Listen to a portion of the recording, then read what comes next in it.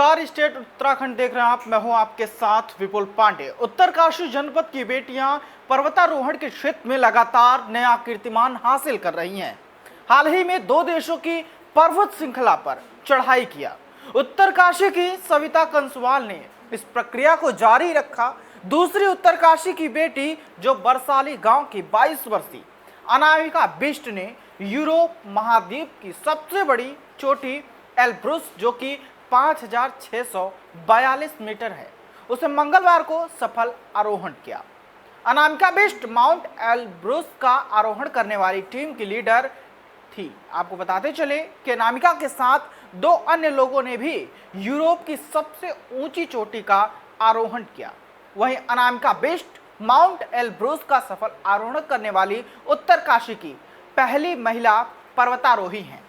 अब 22 वर्षीय महिला का कहना है कि शासन व प्रशासन इसको अगर सहयोग करता है तो अर्जेंटीना की पहाड़ी जिसका नाम एनकोगा है, उसमें भी भारत का तिरंगा वो लहराएंगे। उत्तरकाशी जनपद की पर्वतारोही अनामिका बिष्ट ने बताया कि बीती मंगलवार सुबह 10 बजे, हम आपको बता दें कि ये यूरोप के समय अनुसार का समय बताया जा रहा है, उन्होंने अपनी टीम के सदस्य लेफ्टिनेंट कर्नल रोमिल और बेंगलुरु की गायत्री के साथ यूरोप की सबसे ऊंची चोटी एल्ब्रुस का सफल आरोहण किया। इस दौरान उन्हें -20 डिग्री का तापमान वहां पर मिला।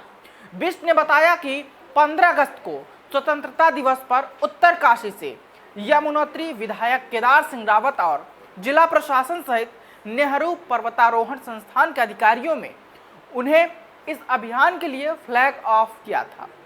बताते चले कि मास्को से 19 अगस्त को उन्होंने अपने अभियान की शुरुआत 7 सदस्य टीम के साथ की थी। 24 अगस्त अनामिका बिष्ट ने अपनी टीम को लीड कराकर 2 सदस्यों के साथ यह कीर्तिमान हासिल किया। अनामिका ने अपनी इस सफलता का श्रेय अपने पिता अनिल बिष्ट सहित मां विजय लक्ष्मी बिष्ट और नेहरू पर्वतारोहण संस्थान को दिया।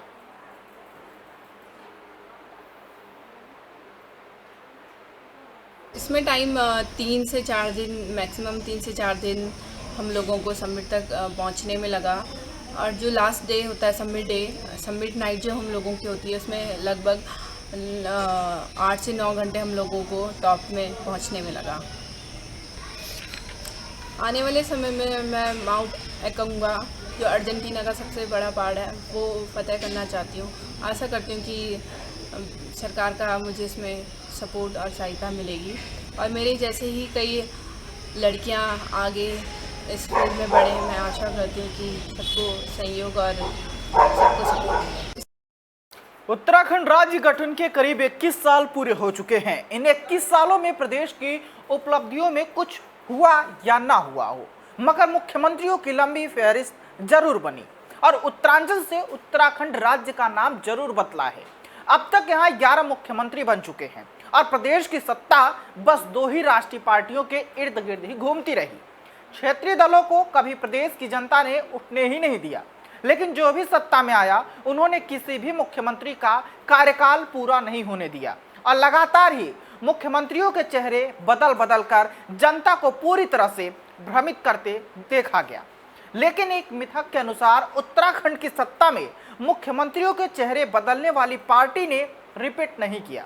इस बार क्या मिथक वो टूटेगा या फिर से ये मिथक बना रहेगा, इस पर सवाल लोग अब तरह तरह के कयास भी लगा रहे हैं। इस बार आम आदमी पार्टी उत्तराखंड की चुनावी पिच पर अपने दिल्ली मॉडल को लेकर चुनाव लड़ने के लिए तैयार दिखाई दे रही है, लेकिन अब तीसरे विकल्प के रूप में आम आदमी पार्टी बहुत तेजी से उत्तराखंड में अपनी जड़ें जमाने में लगी हुई है। भले ही भाजपा और कांग्रेस आम आदमी पार्टी को चुनावी युद्ध से बाहर समझ रही हैं, लेकिन हकीकत तो यह है कि कांग्रेस और भाजपा की नींद उड़ी है और विधानसभा चुनाव जीतने के लिए आम आदमी पार्टी ने अभी से अपनी पूरी ताकत झोंक दी है, जिससे कि चुनावी समीकरण पूरी तरह से बिगड़ते हुए नजर आ रहे हैं और राजनीतिक समीक्षक भी पूरी गणना करने में अभी नाकाम दिखाई दे रहे हैं। जिस चुनावी पिच पर सिर्फ कांग्रेस और भाजपा का युद्ध देखने को मिलता था, उस चुनावी पिच पर अब आम आदमी पार्टी की दस्तक ने चुनावी युद्ध त्रिकोणीय कर दिया है। आगामी विधानसभा जो चुनाव है उसमें देखना दिलचस्प होगा कि उत्तराखंड की परंपरा कांग्रेस और भाजपा के बीच ही बरकरार रहती है या फिर आम आदमी पार्टी उत्तराखंड में जीत हासिल कर इस परंपरा को तोड़कर एक नया इतिहास लिख देती है।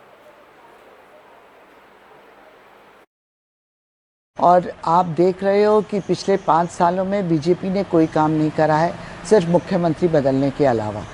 आम आदमी पार्टी अभी घुटनों के बल चल रही है, अभी उसको खड़े होने में भी समय लगेगा, तो आम आदमी पार्टी से डरने की ज़रूरत नहीं है। और मेरी निगाह में तो वैसे भी ये बीजेपी की सब्सिडियरी है, बीजेपी की बी पार्टी है, क्योंकि सब मनोबल के साथ, सब पूर्ण सहयोग के साथ एक ही मुख्यमंत्री को बनाएंगे और वही मुख्यमंत्री 5 साल चलाएगा।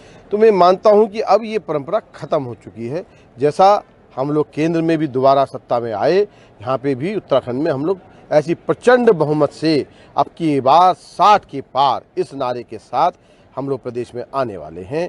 और रही बात मुख्यमंत्री की, ये पार्टियों का एक अंदरूनी मसला है। अब भारतीय जनता पार्टी में तो एक आम कार्यकर्ता भी मुख्यमंत्री बन सकता है, राष्ट्रीय अध्यक्ष बन सकता है, सामने बैठा हुआ एक बूथ का अध्यक्ष आज किसी भी स्तर पर पहुंच सकता है। ये तो कांग्रेस है, जहां वंशवाद चलता है, वहां पे खाली एक की शह, एक की राजनीति, एक परिवार का जिस पे आशीर्वाद है उसी को जब चाहे उठाया, मोहरों की तरह फेंक दिया। एक बार सागनाथ, एक बार नागनाथ, दोनों आते हैं, कभी भाजपा कभी कांग्रेस। मुख्यमंत्री बदलने के अलावा इन्होंने उत्तराखंड के लिए कुछ भी नहीं किया। इस चीज़ को देखते हुए हमारे राष्ट्रीय संयोजक श्री अरविंद केजरीवाल जी ने पिछले साल घोषणा करी थी कि हमारी पार्टी 70 की 70 विधानसभा सीटों पर चुनाव लड़ेंगी, और सबसे पहले हमारी ही पार्टी ने मुख्यमंत्री पद के दावेदार भी घोषित कर दिए गए, जो हमारे चेहरे हैं कर्नल अजय कोठियाल जी। और उससे बौखलाहट इतनी हो चुकी है भाजपा को कि आज आप देख रहे होंगे जगह जगह जो पोस्टर भी लगाए जा रहे हैं, कोई बैनर भी लगाए जा रहे हैं, वो भी फाड़े जा रहे हैं। और नरेंद्रनगर विधानसभा क्षेत्र में पिछले 4 दिनों से हो रही निरंतर मूसलाधार बारिश के चलते यहां हर क्षेत्र में तबाही का मंजर सामने आ रहा है। पट्टी दोगी क्षेत्र की ग्राम पंचायत नौडू काटल में भारी तबाही का मंजर सामने आया। ग्राम पंचायत प्रधान सीमा देवी तथा सामाजिक कार्यकर्ता राजवीर सिंह भंडारी का कहना है कि रात के 10 बजे गांव के ऊपर ऊंचाई वाले क्षेत्र में बादलों की भारी गर्जना के बीच बादल फटने से कुछ ही क्षणों में पानी, मिट्टी और पत्थरों का सैलाब गांव के खेत खलिहान, चौक, आंगन, खड़ी फसलों सहित एक ही झटके में तहस नहस कर दिया। प्रकृति की इस मार ने गांव का भूगोल और नक्शा ही बदल कर रख दिया। घटना की सूचना मिलते ही क्षेत्र के पूर्व विधायक ओम गोपाल रावत ने 10 किलोमीटर पैदल दूरी तय कर गांव पहुंचे। उन्होंने पीड़ितों से मुलाकात की और आपदा का जायजा लिया और लोगों को विश्वास दिलाया कि उन्हें राहत मुआवजा दिलाने के लिए वे ग्रामीणों के साथ हैं। पूर्व विधायक ने प्रदेश सरकार व शासन से पीड़ितों को तुरंत मुआवजा दिलाने जाने की भी मांग की है।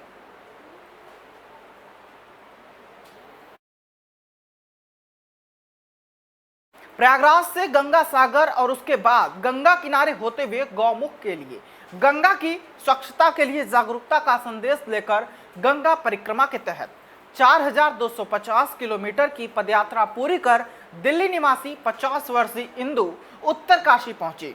इसके बाद इंदु गंगोत्री और गौमुख तक पदयात्रा करेंगी और साथ ही पहली बार गौमुख पहुंचने के बाद यू टर्न लेकर ग्लेशियरों की यात्रा कर वापस गंगा के दूसरे किनारों से प्रयागराज में गंगा परिक्रमा पूरी की जाएगी।